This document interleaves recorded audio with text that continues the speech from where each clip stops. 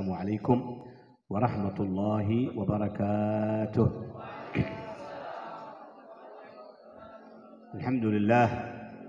الحمد لله خالق الأكوان ومنشئ الزمان والمكان، جامعنا وإياكم في حضرة سيدنا محمد ولد عدنان صلى الله عليه وسلم.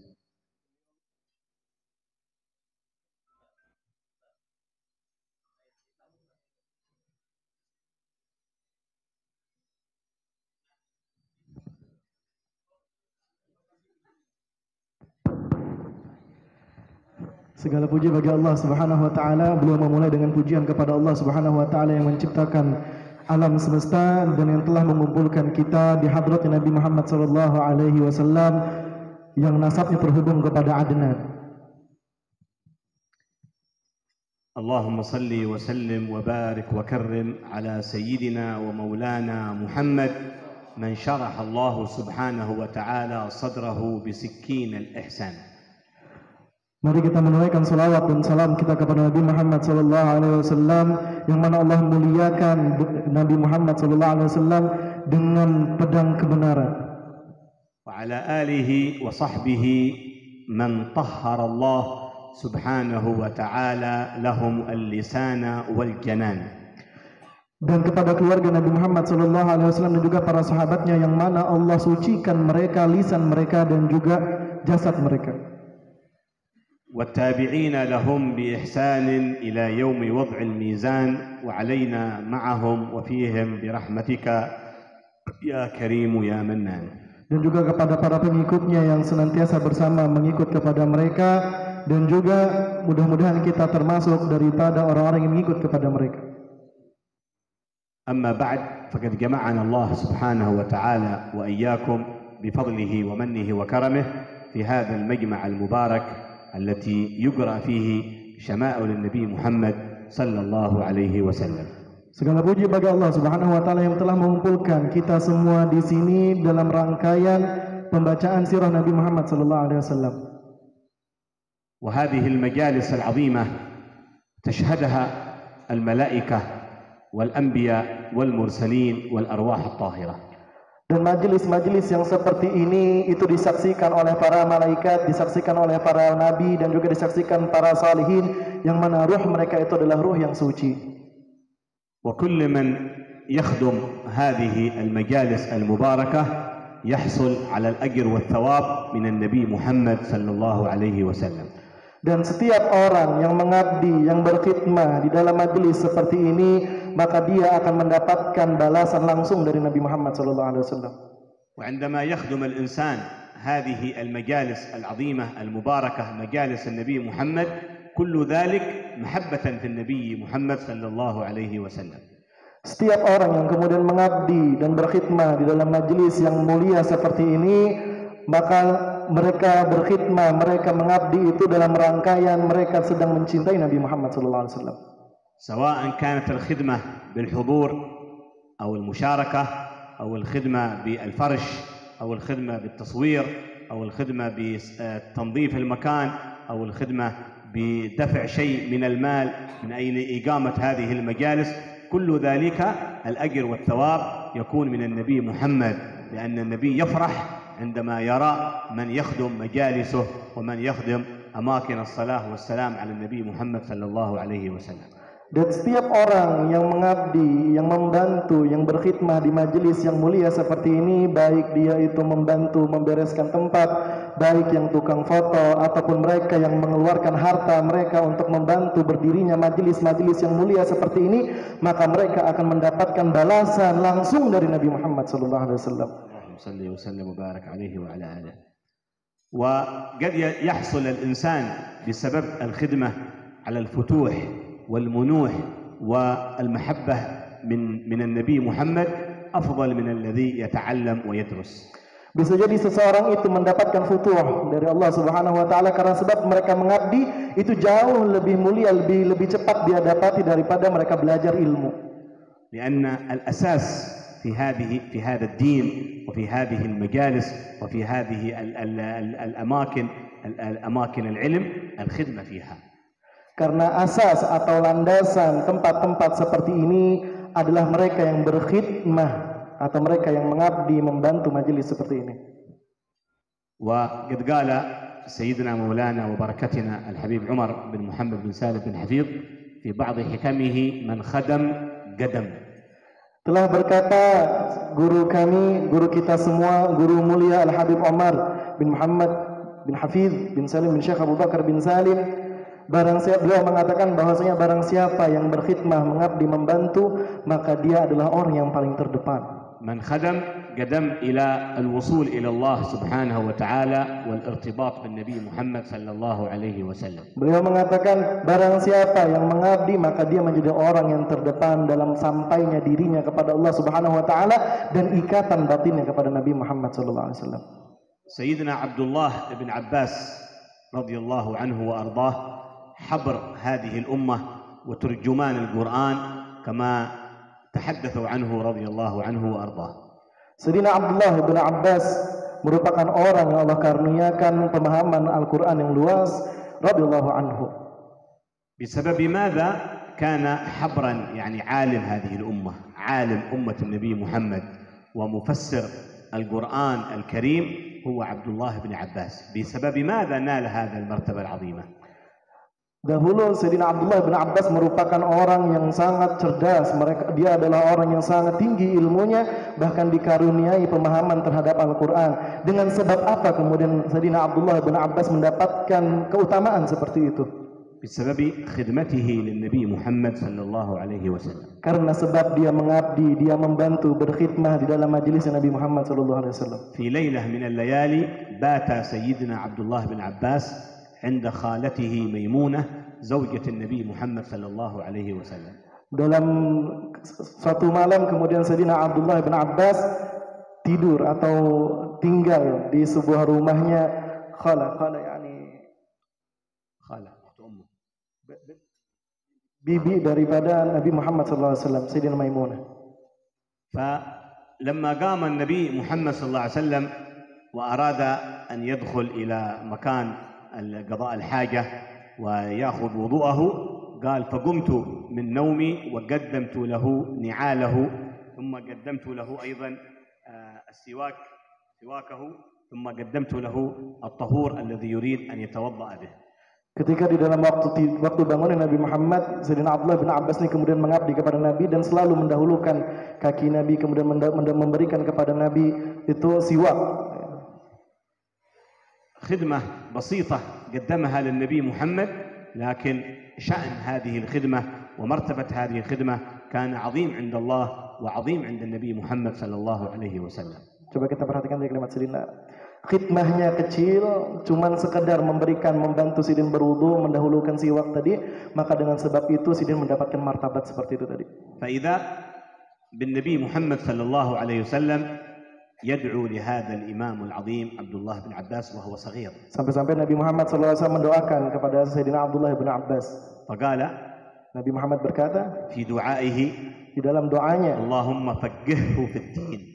Ya Allah, berikanlah dia pemahaman agama. وعلمه التأويل. Dan berikanlah dia pemahaman tentang takwil. فاستجاب الله دعوة النبي محمد صلى الله عليه Dan وسلم. Allah menerima doanya Nabi Muhammad sallallahu alaihi wasallam. فصار أفقه إنسان في صحابة النبي محمد. Dan maka menjadilah Sayyidina Abdullah bin Abbas itu sosok yang sangat alim, sosok yang sangat pintar daripada kalangan sahabat saat itu. وأكثرهم علما في تفسير القرآن الكريم. Dan orang yang paling banyak memiliki pemahaman tentang tafsir Al-Quran. بسبب ماذا هذا؟ Dengan sebab apa dia mendapatkan hal itu? بسبب الخدمة. Karena sebab dia khidmah, mengabdi, membantu. لا بسبب العلم.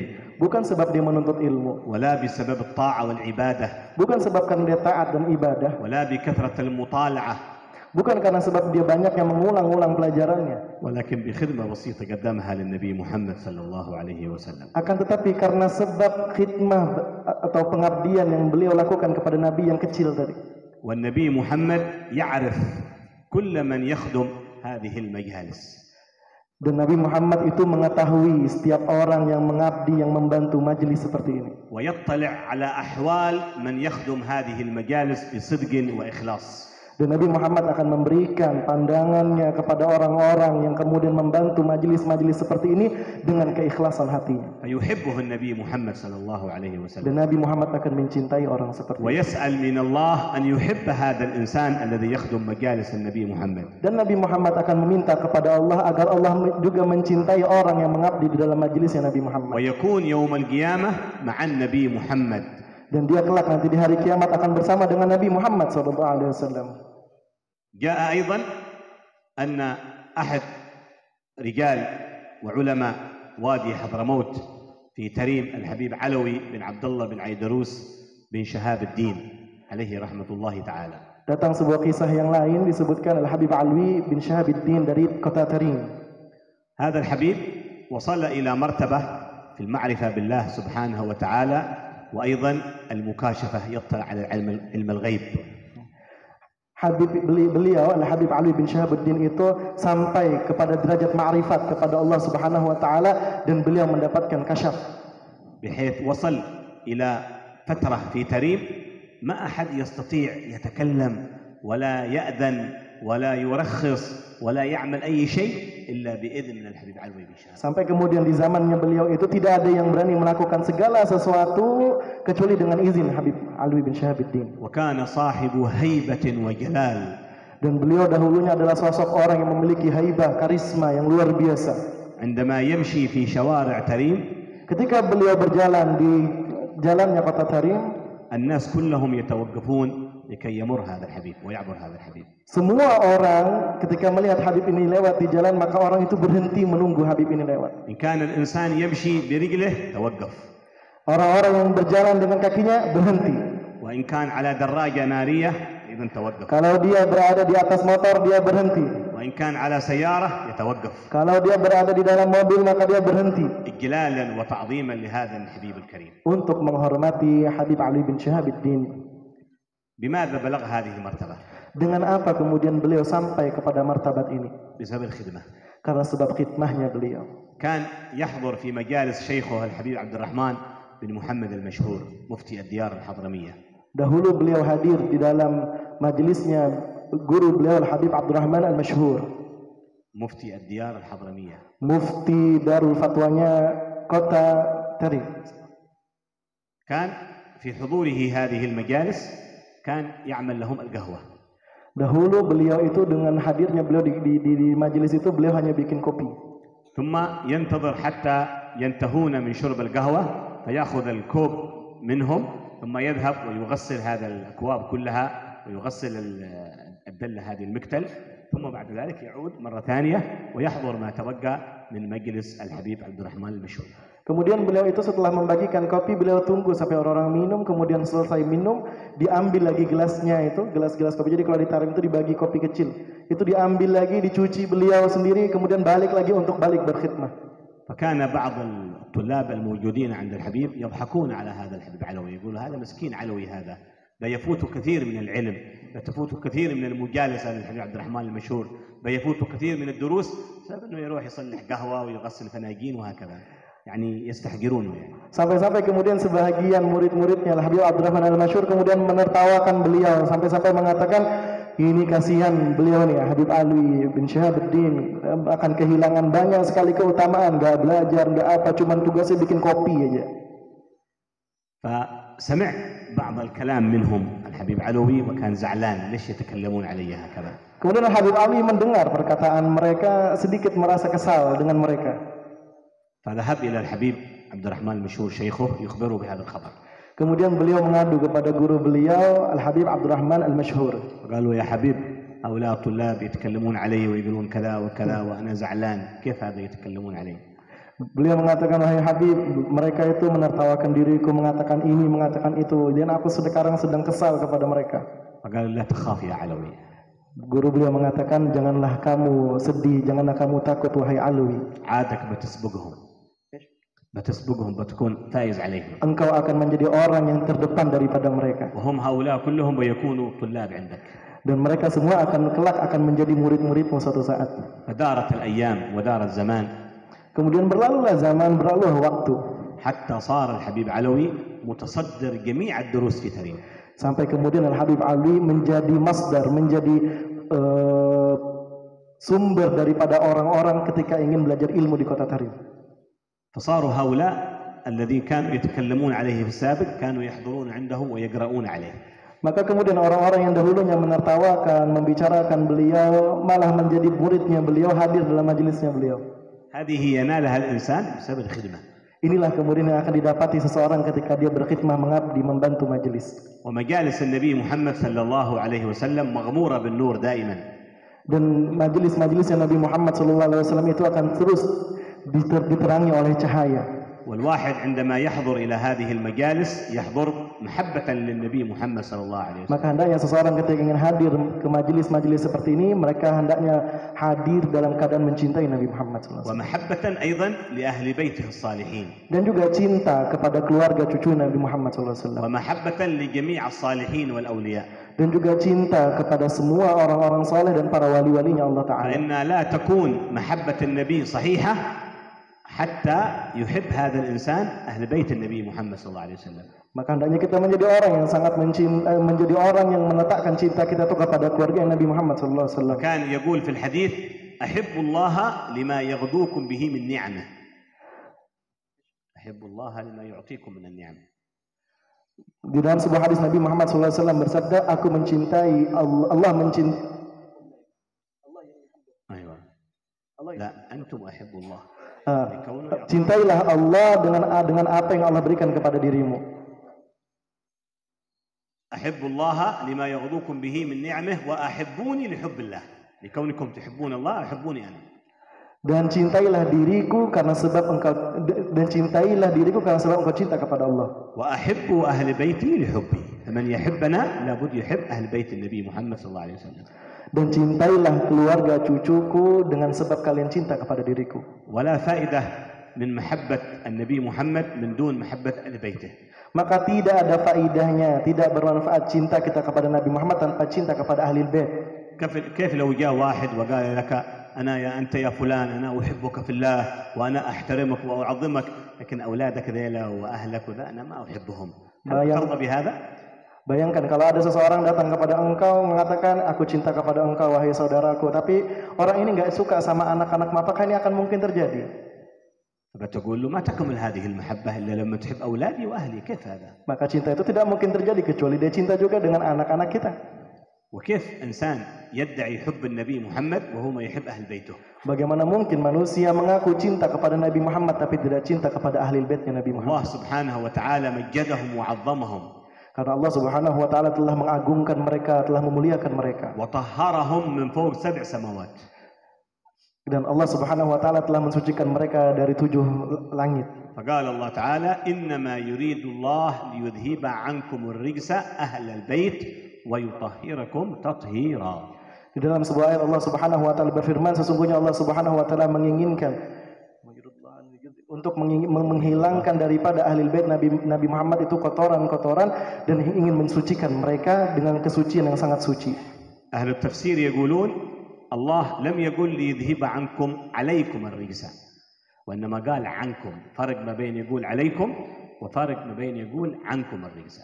Ulama tafsir menyebutkan Allah tidak menyebutkan alaikum atas kalian, akan tetapi Allah Subhanahu wa taala menyebutkan ankum daripada kalian. إذا قال عليكم يعني بيكون الرجس موجود فيهم ولكن بعدين الله طهرهم منه. Kalau maknanya kalau digunakan alaikum maka menunjukkan bahwasanya kotoran itu ada bersama mereka, baru nanti disucikan oleh Allah. ولكن الله لم يعبر في القرآن بعليكم. Tapi Allah Subhanahu wa taala tidak menyebutkan di dalam Al-Qur'an dengan alaikum. وإنما عبر بعنكم. Tapi Allah Subhanahu wa taala menyebutkan dengan ankum. يعني ما يجيكم الرجس أبدا. Ya, ini maksudnya adalah tidak ada kotoran di dalam tubuh, di dalam ahli baitnya Nabi Muhammad sallallahu alaihi wasallam. طاهرين مطهرين.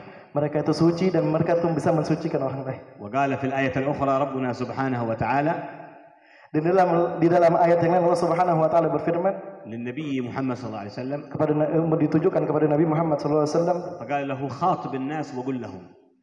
Dan Allah Subhanahu wa taala mengatakan, katakanlah kepada manusia dan katakan ini kepada mereka. قل لا أسألكم عليه أجرا. قل لا أسألكم عليه أجرا. Katakan aku tidak menginginkan kepadamu balasan. إلا المودة في القربى. Kecuali kasih sayang di dalam ghurfah.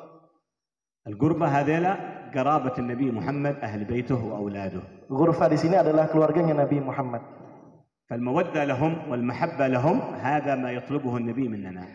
Dan kecintaan kita, kasih sayang kita kepada mereka merupakan permintaan Nabi Muhammad kepada kita. ويقول الإمام الحداد في بعض قصائده: ومن يبغض أهل البيت يبشر بتنكيد. Dan Imam Al-Haddad mengatakan di dalam sebuah qasidahnya, barang siapa yang membenci Ahlul Bait, يبشر بتنكيد يعني بالعذاب.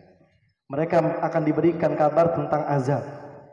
في حياته وموته عقوبة وتشديد. Di dalam kehidupan mereka dan matinya mereka hanyalah hukuman dari Allah Subhanahu wa taala. وكذلك علينا في أمثال هذه المجالس أن نحب الصالحين. Dan juga hendaknya bagi kita untuk hadir dalam majlis, ketika hadir dalam majelis-majelis seperti ini untuk senantiasa mencintai orang-orang saleh. لأن الله سبحانه وتعالى قال: أعددت لعبادي الصالحين في الجنة ما لا عين رأت ولا أذن سمعت ولا خطر على قلب بشر. Karena Allah Subhanahu wa taala berfirman, aku mau menyiapkan sesuatu bagi orang-orang yang saleh adalah sesuatu di jannah nanti yang hal itu tidak pernah terlihat oleh mata, tidak pernah terdengarkan oleh telinga dan tidak pernah terbetik di dalam pemikiran kita. وقال إمامنا الشافعي عليه رضوان الله تعالى: أحب الصالحين ولست منهم لعلي أن أنال بهم شفاعة. Dan Imam Syafi'i mengatakan di dalam perkataan beliau, aku cinta kepada salihin, akan tetapi aku tidak termasuk daripada golongan mereka, dan aku mengharapkan mudah-mudahan kelak nanti di hari kiamat aku mendapatkan syafaat mereka. فأجاب عليه تلميذه أحمد بن حنبل وقال له: تحب الصالحين وأنت منهم. Kemudian murid beliau Imam Ahmad bin Hanbal mengatakan, membalas daripada perkataan Imam Syafi'i, engkau telah mencintai orang-orang saleh dan engkau bagian daripada orang-orang saleh. هؤلاء الصالحين تمنى حتى الأنبياء والمرسلين أن يكونوا مع الصالحين. Mereka orang-orang salihin, bahkan para nabi dan juga para orang salihin menginginkan untuk senantiasa bersama dengan orang-orang saleh. سيدنا إبراهيم الخليل عليه السلام Sayyidina Ibrahim alaihi salatu wassalam يقول: ربي هب لي حكما وألحقني بالصالحين. mengatakan di dalam doa beliau, ya Allah berikanlah aku karunia hukman. Ya Allah berikanlah aku karunia berupa hukum dan kumpulkanlah aku bersama orang-orang saleh.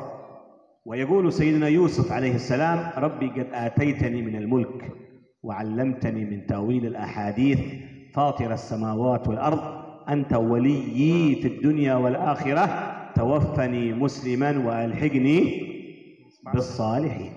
Dan Sayyidina Yusuf alaihi salatu wassalam mengatakan juga di dalam doa beliau, wahai Allah, engkau telah memberikan aku karunia yang banyak. Dalam makna ayatnya, wahai Allah, engkau telah memberikan aku karunia yang banyak, pemberian yang banyak, maka matikanlah aku dalam keadaan Islam dan kumpulkan aku bersama orang-orang saleh. ويقول سيدنا سليمان بن داود عليه السلام: ربي أوسعني أن أشكر نعمتك التي أنعمت علي وعلى والدي وأن أعمل صالحا ترضاه وأدخلني برحمتك في عبادك الصالحين. Dan Sayyidina Sulaiman alaihi salatu wassalam juga mengatakan di dalam doanya yang pada makna ujung kalimatnya, dan kumpulkan aku bersama dengan orang-orang saleh. وأما الحبيب أحمد بن حسن العطاس عليه رحمة الله تعالى هذا من علماء وادي حضرموت في حريضة. Dan dalam sebuah kisah, Al-Habib Ahmad bin Hasan Al-Attas ini termasuk salah satu ulama yang ada di daerah Huraidah. قال: تمنيت من الله سبحانه وتعالى أن أجتمع بالنبي محمد صلى الله عليه وسلم يقظة. Beliau mengatakan, aku memiliki harapan kepada Allah Subhanahu wa taala agar aku dikumpulkan bersama Nabi Muhammad dalam keadaan terjaga. اليقظة هذا يعني تشوفه أمامك، شخص أمامك قدامك. Terjaga ini maksudnya beliau melihat langsung di hadapan. وليس في النوم. Dan bukan di dalam keadaan mimpi. أول تراه في النوم، بعدما تراه في النوم تراه في اليقظة. Pertama kali engkau melihat di dalam mimpi, setelah itu engkau akan melihat dalam keadaan terjaga. سيدنا أحمد بن حسن العطاس قد رأى النبي محمد في منامه. Sayyidina Ahmad bin Hasan Al-Attas telah melihat Nabi Muhammad di dalam tidurnya. ولكنه الآن يطلب من الله أن يرى النبي محمد في اليقظة. Akan tetapi sekarang beliau meminta kepada Allah untuk diperlihatkan Nabi Muhammad secara dalam keadaan terjaga. فحقق الله له هذا الطلب. Kemudian Allah Subhanahu wa taala memberikan apa yang beliau minta. في ليلة من الليالي اجتمع بالنبي محمد يقظة. Dalam suatu malam beliau bertemu dengan Nabi Muhammad dalam keadaan terjaga. فكان مسرورا مستبشرا شرحا الصدر. Dan beliau ketika mendapati hal ini sangat gembira, bahkan beliau menghadapi Nabi Muhammad dalam keadaan hati yang lapang. فقلت له يا رسول الله. Kemudian beliau mengatakan kepada Rasulullah, أريد أن أروي عنك حديثا مباشرة بدون ما أحد يكون من الصحابة معي. Ketika beliau berdapat dengan Nabi Muhammad SAW, beliau mengatakan, ya Rasulullah, aku ingin meriwayatkan sebuah hadis langsung dari engkau. يعني مثل ما نقول نحن في الحديث عن أبي هريرة عن عبد الله بن عمر عن ابن عباس نقول عن أحمد بن حسن بن عطاس عن رسول الله صلى الله عليه وسلم. Biasanya kita kalau sebut di hadis itu an Abi Hurairah, an siapa, an fulan, tapi ini beliau menginginkan an Ahmad bin Hasan, an Rasulullah sallallahu alaihi wasallam, dari langsung beliau. فقال له يا أحمد. Kemudian Rasul mengatakan kepadanya, wahai Ahmad, سأعطيك 3 أشياء. Aku akan memberikan engkau 3 perkara. وأرويها عني. ترويها عني. رواية. Dan engkau riwayatkanlah dariku. قال أما الأول فإذا ما دام معك المسبحة في جيبك يكتب لك الله أجر التسبيح وإن لم تسبح. Yang pertama, selama engkau masih memiliki tasbih di dalam kantongmu, maka Allah akan mencatat setiap kali engkau membawa tasbih itu adalah tasbih. تكون المسبحة دائما معنا في جيبنا حتى وإن لم نسبح. Ya, maka hendaknya kita memiliki tasbih di dalam saku kita walaupun kita tidak baca tasbihnya. ولكن نحن نسبح. Tapi kami juga baca sebenarnya. لكن في بعض الأحيان ما يستطيع الإنسان يسبح مع الطعام مع المنام مع مثلا مشغول بأي شيء ولكن المسبحة في جيبه. Akan tetapi di dalam waktu yang lain terkadang kita tidak bisa baca tasbih, tidak bisa mensucikan Allah Subhanahu wa taala dengan kalimat subhanallah karena kita sibuk dengan urusan kita. فما دامت المسبحة في جيبك يكتب لك الله أجر التسبيح. Maka selama engkau mempunyai biji tasbih itu di dalam kantongmu, maka Allah akan menulis engkau seakan engkau terus bertasbih kepada Allah Subhanahu wa taala. الأمر الثاني ما دام طعم البن في فمك تستغفر لك الملائكة. Yang kedua adalah selama bau kopi itu masih melekat di dalam mulut engkau, maka para malaikat akan memintakan ampun kepada dirimu. ولهذا عندنا في حضرموت يحبون القهوة. Maka kebiasaan kami di Hadramaut itu senantiasa minum kopi. الأمر الثالث وهو الأعظم والأفضل والذي ينبغي لكل واحد مننا أن يتمعن هذا الأمر. Yang ketiga, ini adalah perkara yang sangat agung, yang sangat mulia, maka hendaknya kita harus fokus terhadap hal ini. قال له الأمر الثالث جلوسك بين يدي ولي من أولياء الله الصالحين خير لك من أن تتقطع في العبادة قطعة. Duduknya engkau bersama dengan para wali as-salihin, dekat dengan para wali as-salihin, itu lebih baik daripada ibadah yang engkau lakukan walaupun banyak. لو تتعبد الله ليلا ونهارا وتتعب نفسك في العبادة والطاعة والصوم وأحد من الناس جلس بين يدي صالح لله تعالى هذا أفضل وأكبر وأعظم. Kalau ada seseorang kemudian dia itu sholat malam, pokoknya ibadahnya penuh setiap harinya, kemudian ada orang lain, mereka selalu melazimkan untuk duduk bersama orang saleh, bersama dengan wali, maka duduknya kepada wali itu lebih afdal, lebih mulia daripada ibadah yang dia lakukan. لأن هذا العبد الصالح تتنزل عليه دائما رحمة الله. Karena orang saleh ini akan senantiasa diberikan rahmat oleh Allah Subhanahu wa taala. دائما يتكرم الله عليه. Allah Subhanahu wa taala senantiasa memuliakan orang tersebut بالكرم, dengan kemuliaan, وبالخير, dengan kebaikan, وبالعطاء, dengan pemberian, وبالمواهب, dan juga pemberian yang banyak, وبالأسرار. dengan sir-sir. فأنت تدخل ضمن هذه الفضائل العظيمة إذا جلست مع العبد الصالح. Dan jikalau engkau duduk bersama mereka, maka engkau juga akan mendapati hal ini. أما إذا تعبدت الله بالصيام والصلاة فيحتاج منك إلى صدق، إلى إخلاص، إلى قبول هذه الأعمال عند الله وأنت ضعيف. Adapun kalau engkau fokus hanya kepada ibadah kepada Allah, salat, puasa, ya, dan lain sebagainya, maka engkau memerlukan ikhlasnya hati, tulusnya hati kepada Allah, sementara kita adalah hamba yang lemah. فهكذا تكون حياة الإنسان متعلق بالأنبياء والمرسلين ويحب أهل بيت النبي محمد وعباد الله الصالحين. Maka hendaknya seperti itulah kehidupan seorang mukmin, kehidupan orang yang beriman untuk senantiasa mencintai para nabi, mencintai salihin dan juga mencintai keluarganya Nabi Muhammad SAW.